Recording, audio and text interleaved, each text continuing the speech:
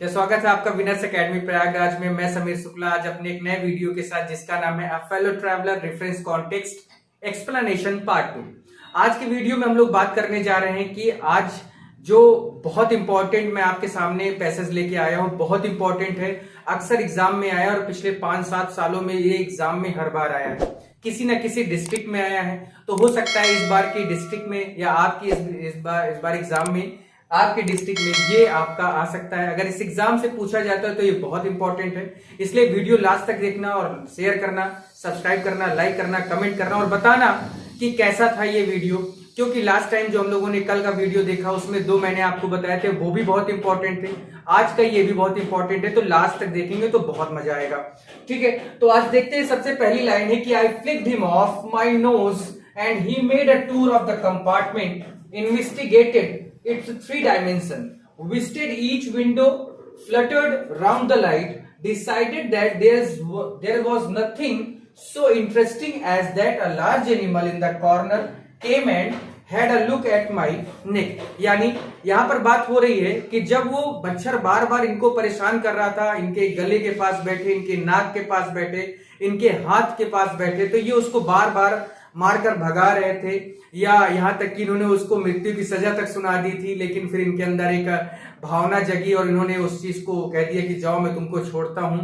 और क्योंकि ये वहां से स्टोरी है, ये 4-5 लाइन वहां से बनती है कि जब ये अकेले ट्रेन में ट्रेवल कर रहे थे तो इनको ये एहसास हुआ कि मेरे साथ भी कोई है जो इस ट्रेन में यात्रा कर रहा है।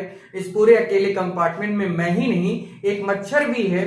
तो उसी मच्छर की बात हो रही कि जब वो मच्छर इनकी नाक पे आके बैठा तो ये अपने नाक के पास ऐसे करने लगे कि ये उड़ जाए। तो वहीं से है कि I flicked him off my nose, माने यानी मैंने उसको अपनी नाक से क्या किया, नाक से मैंने उसको दूर भगाया। हाथ से जो नाक पर बैठा था उसको मैंने अपने हाथों से नाक के पास जो बैठा था उसको भगाया। And he made a tour of the compartment, और वो पूरे कंपार्टमेंट में चक्कर लगाकर फिर आ गया। और फिर उसको भगाया तो फिर वो पूरी लाइट जो लगी होती है कंपार्टमेंट के अंदर उस पर जाके राउंड राउंड घूमकर फिर आके इनके नेक पे यानी गर्दन पे आके बैठ गया। अब इस 4-5 लाइन को आप अपने शब्दों में अगर कहें तो ये एक इसका जो हम लोग निकाल कर इसको निचोड़ रख सकते हैं कि इस घटना से या ये 4-5 की लाइन में ये हमें पता चलता है कि राइटर बहुत डिस्टर्ब थे, बहुत डिस्टर्ब हुए उससे, और उसी को यहाँ कॉन्टेक्स्ट में लिखना है। Then you can write in your context की the writer was so much disturbed by the action of mosquito. इतना भी आप लिख सकते हैं, लेकिन थोड़ा सा अगर आप बढ़ा के लिखना चाहते हैं तो उसके लिए ये है कि the writer was travelling alone in a train, यानी राइटर जो थे वो ट्रेन में अकेले यात्रा कर रहे थे। ही हैड नन एल्स, उनके पास और कोई नहीं था, इन द कंपार्टमेंट, पूरे उनके ट्रेन के कंपार्टमेंट में, बोगी में, एक्सेप्ट सिवाय या मॉस्किटो, क्योंकि उनको आभास हो चुका था कि कोई ना कोई मेरे साथ यात्रा जरूर कर रहा है। और वो कौन था, एक मच्छर था कि नहीं था। In these lines the writer explains the action of mosquito. वही चीज है कि इस लाइन में मॉस्किटो के एक्शन के बारे में, जो उसने काम किया उसी के बारे में एजी गार्डनर बता रहे हैं। अब आप खुद समझ सकते हैं कि मैंने आपको शुरू में बताया इस 4 लाइन को पढ़ के कि यहां पर आप कह सकते हैं कि the writer was so much disturbed by the action of the mosquito. यहां तक आप लिख सकते थे, या आप चाहे तो थोड़ा सा 2 लाइन का लिख सकते हैं। 1 लाइन का लिखेंगे तो बहुत ज्यादा छोटा हो जाएगा, तो आपको ये चीज थोड़ा सा समझनी है। आप अपने शब्दों में लिखेंगे तो बहुत अच्छा रहेगा। आपके अपने शब्द कोई ले नहीं सकता, आपके अपने शब्द कोई काट नहीं सकता। हाँ, रिलेटेड होना चाहिए आपके टॉपिक से। तो क्लियर हो गया कि राइटर ट्रेन में अकेले जो ट्रेवल कर रहे थे, पूरे कंपार्टमेंट में कोई नहीं था, लेकिन उनको पता था कि एक मच्छर आकर उनका सहयात्री बन चुका है। और इस लाइन में उन्होंने मॉस्किटो के द्वारा जो काम किया गया है उसी के बारे में एक्सप्लेन यहां पर उन्होंने किया है। अब एक्सप्लेन करने के साथ साथ अब देखिए रेफरेंस वही है कि these lines have been taken from the lesson of a fellow traveller and written by A G Gardiner. इतना आपको लिखना है, क्योंकि इस लेसन से कोई भी लाइन आएगी उसका रेफरेंस वही होगा जो पहले वाले का होता है। ये आपने खूब पढ़ा होगा, है ना, कि these lines, this passage, passage करेंगे तो हैज बीन, लाइन्स करेंगे तो हैव बीन, ऐसे आपको करना है। तो अगर आप इसका स्क्रीनशॉट लेना चाहते हो तो इसके स्क्रीनशॉट ले लें, जिससे आपको ये कॉन्टेक्स्ट याद रहे। और इसी कॉन्टेक्स्ट को लिखेंगे तो कंफर्म बोलता हूं कि आपके 8 से 9 नंबर कोई काट नहीं सकता है, क्योंकि 5 नंबर तो आपका शॉर्ट आंसर को मिलेगा। इसलिए 10 नंबर के लिए थोड़ी सी मेहनत करनी है और आप सोचिए जरा सा कि आखिर किस हिसाब से ये बातें कही गई हैं। अब आगे आते हैं अपने एक्सप्लेनेशन के बारे में कि इसका एक्सप्लेनेशन क्या है। इसका एक्सप्लेनेशन बहुत इंटरेस्टिंग है। इसका एक्सप्लेनेशन इसलिए इंटरेस्टिंग है क्योंकि इसको आप अपने शब्द में लिख सकते हैं। तो इसका एक्सप्लेनेशन क्या है, पहले ये समझते हैं कि the mosquito came and set on the nose of the writer, क्योंकि उन्होंने भगाया उसको। हुआ क्या कि जब उन्होंने देखा कि कोई है, उनको कुछ लगा कि कोई है, कोई ना कोई है, और जब वो मच्छर उनकी नाक पर आकर बैठ गया था, तभी उनको ये पूरी तरह से पता चला कि यही है, यही है ये आदमी, है ना। तो the mosquito came and set on the nose of the writer, mosquito आया और उनकी नाक पर बैठ गया। उसके बाद क्या हुआ होगा, उन्होंने उसे उड़ाया, हाथ से मारने की कोशिश की, हाथ से उड़ाया। तो उसी की लाइन है कि ही वेव्ड हिज हैंड, उन्होंने अपने हाथ को ही उठाया, एंड ड्रो हिम अवे, और उसकी तरफ मारा, लेकिन वो भाग गया।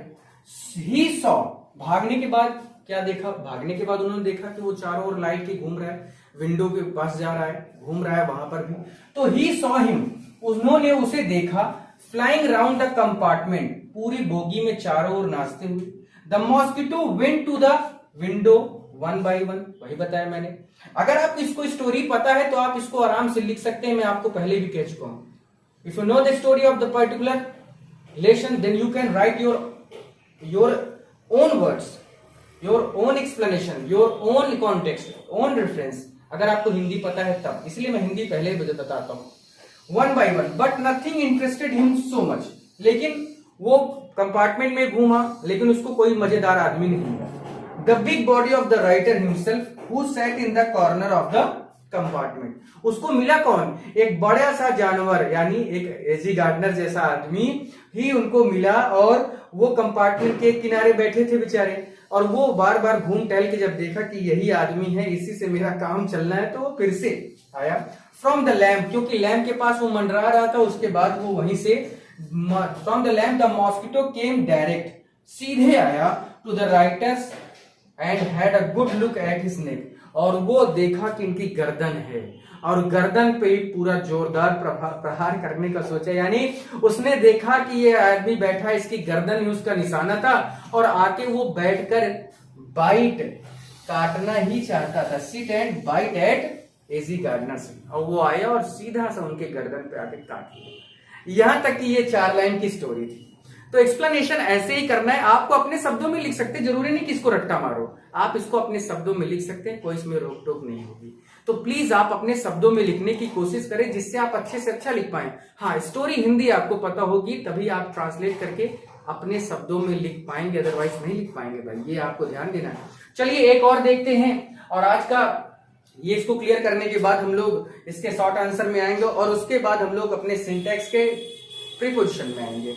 कल मैं आपको बता दूंगा प्रीपोजिशन के बारे में थोड़ा बहुत, लेकिन आज पहले इसको कंप्लीट करते हैं। कल हम लोग शॉर्ट आंसर लिखेंगे, परसों से हम लोग अपने सिंटैक्स वाले चैप्टर में आएंगे। और अभी तो सब कुछ पढ़ना है, अभी ट्रांसफॉर्मेशन पढ़ना है, डायरेक्ट इनडायरेक्ट पढ़ना है, सब कुछ पढ़ना है। ठीक है, तो आते हैं नेक्स्ट वाले में। हम लोग का जो नेक्स्ट है उसको देखते हैं क्या है। चलिए नंबर 4 और लास्ट, माई पर्सनल वैनिटी, ये भी बहुत इंपॉर्टेंट। देखिए मैं आपको बता दूं कि मैं उसी चीज को लिखवा रहा हूं, उसी चीज को बता रहा हूं जो आपके बोर्ड एग्जाम को देखते हुए बहुत इंपॉर्टेंट है। बाकी इसमें 7, 8, 9, 10 ऐसे पैसेज हैं जो आपको लगेगा कि सब आ सकता है, लेकिन ऐसा नहीं है। जो पास होते हैं, जो अच्छे नंबर लाते हैं, वो हमेशा यूनिक काम करते हैं, एकदम अलग काम करते हैं, तभी उनका नाम होता है जिले में, स्कूल में, यहां तक कि राज्य में। तो आपको भी कुछ ऐसा ही करना होगा ना, तभी तो ऐसा मजा आएगा। आप सोचिए कि उसी तरह रटा रटाया, उसी तरह जैसे सब रट्टा मारते हम भी मार कर चले जाएं, तो ये चीज आपके बस की बात नहीं है, और ये आप न कर पाएंगे। आप हमेशा देखिए, आप ज्ञानी मत बनिए, आप उस तरह से लिखें, उस तरह से काम करें जितने में आपको आपका नंबर मिले। आपको बहुत ज्यादा ज्ञान का प्रदर्शन आपकी कॉपी में नहीं करना, आपको वो चीजें लिखनी जो इंपॉर्टेंट है, वो चीजें लिखनी जो क्वेश्चन में पूछी जा रही है।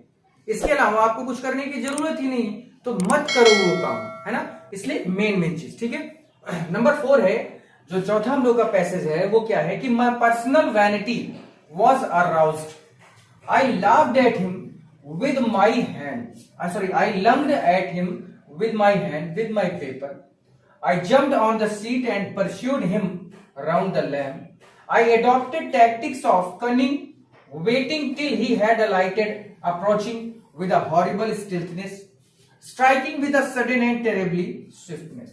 इस 4-5 लाइन में राइटर ये कहना चाहता है कि वो कैसे, किस तरह से उस मच्छर को मारने के लिए जो टैक्टिक्स यानी जो वो स्ट्रेटजी यानी वो जो प्लान बना रहे थे वो किस तरह का था, उन्होंने क्या क्या कोशिश की कि वो मच्छर उनके पास ना आए, वो मच्छर इन्हें परेशान ना करे, या उस मच्छर को पूरी तरह से खत्म करने, जान से मारने के लिए उन्होंने क्या क्या तरीके अपनाए, इसी की बात यहां पर वो कर रहे हैं।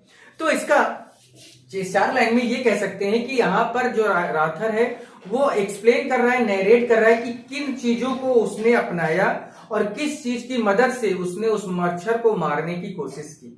तो in these lines the author narrates, बहुत आसान सी भाषा में 1 से 1.5 लाइन में इसका कॉन्टेक्स्ट है। बाकी बुक में 4-5 लाइन का है, आप समझिए बुक में 4-5 लाइन का है, लेकिन मैं यहां पर छोटे से छोटा कर रहा हूं जिससे आपको प्रॉब्लम इस चीज में ना हो कि इसको याद कैसे करें, इसको लिखे कैसे।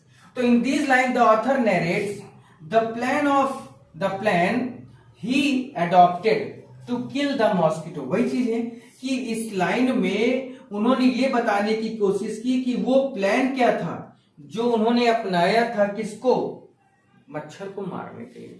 और यहां पर भी बात वही है कि उन्होंने अपने हाथ से मारने की कोशिश की, पेपर से मारने की कोशिश की, हाथ से मारने की कोशिश की, पेपर से मारने की कोशिश की, यहां तक कि उसके पीछे वो भागे, झपट्टा मारे, jumped on the seat and pursued, माने पीछा करना, राउंड द लैंप, और जब वो झपट्टा मारे उसके पीछे पीछे वो जब बल्ब जल रहा था उसके पास तक गए, लेकिन वो भी चला।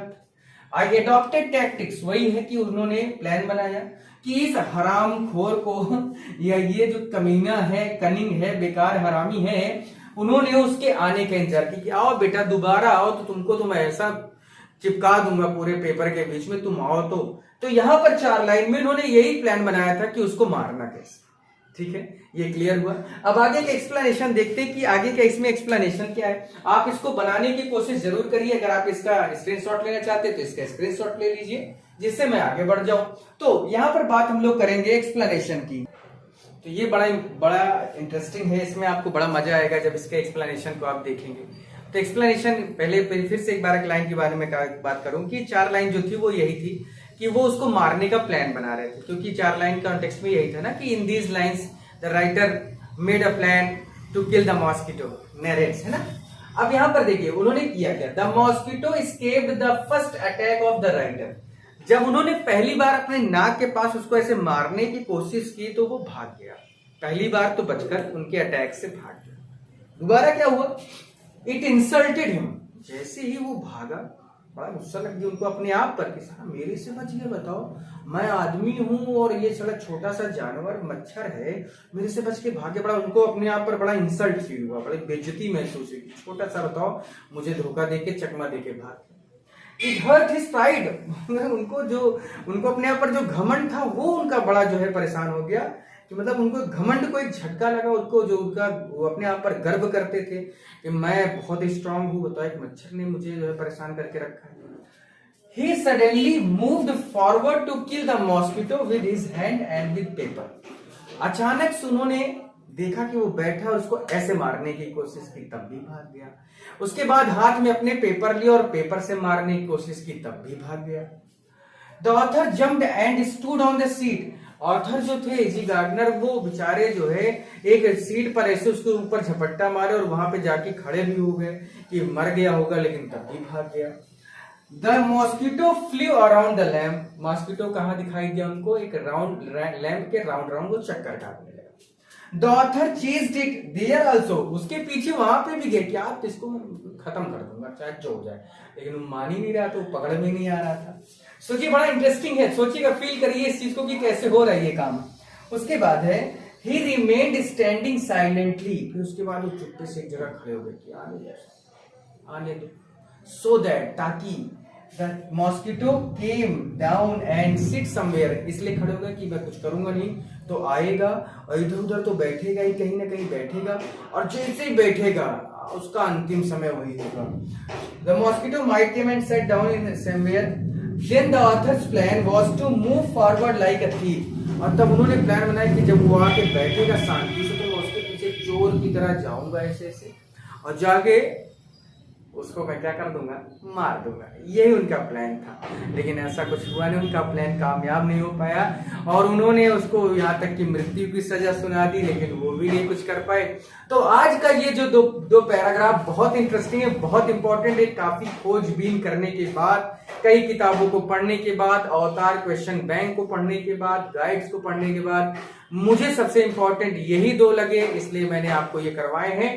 टोटल मैंने 4 आपको एक्सप्लेनेशन करवा दिए। कल मैं आपको 60 आंसर कराऊंगा, वो भी बहुत इंपॉर्टेंट होगा। और परसों से मैं सिंटैक्स यानी प्रीपोजिशन, क्योंकि नाउन प्रोनाउन मैंने पढ़ाया है, मैं प्रीपोजिशन लेके आऊंगा क्योंकि बहुत इंपॉर्टेंट है।